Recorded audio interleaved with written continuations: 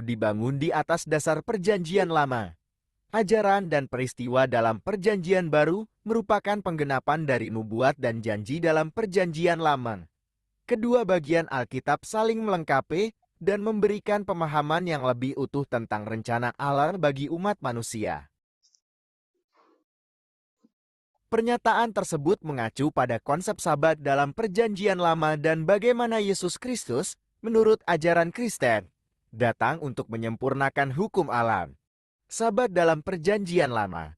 Sabat adalah hari istirahat yang dikhususkan untuk Allah. Dirayakan pada hari ketujuh dalam seminggu oleh bangsa Israel. Tujuan Sabat untuk mengingat penciptaan dunia dan pembebasan bangsa Israel dari perbudakan di Mesir. Hukum Sabat. Bangsa Israel dilarang melakukan pekerjaan pada hari Sabat sebagai tanda penghormatan kepada Allah. Yesus dan hukum Allah. Yesus datang untuk memenuhi hukum Allah. Ajaran Kristen menyatakan bahwa Yesus Kristus datang untuk memenuhi hukum Taurat yang diberikan kepada bangsa Israel. Kasih sebagai hukum utama, Yesus mengajarkan bahwa hukum utama adalah kasih kepada Allah dan kasih kepada sesama. Menyempurnakan hukum, Yesus tidak datang untuk menghapuskan hukum Allah, tetapi untuk menyempurnakannya dengan menunjukkan kasih dan belas kasihan dalam tindakannya.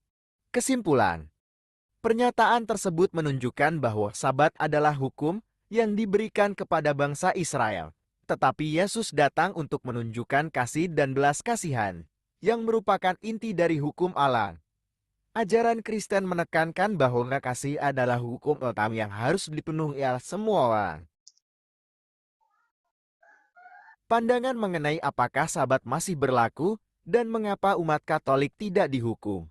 Karena merayakan misa pada hari Minggu merupakan perbedaan teologis antara Yudaisme dan kekristenan.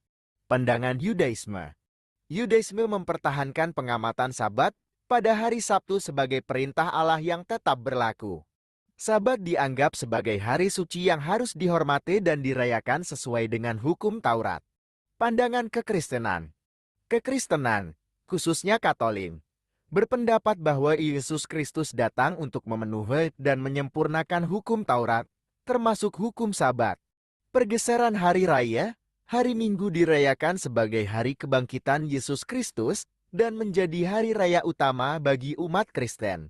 Perubahan ini dilihat sebagai pergeseran dari hari Sabat ke hari Minggu, bukan sebagai pelanggaran hukum alam. Kasih dan anugerah.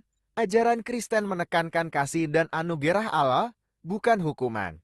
Perayaan misa pada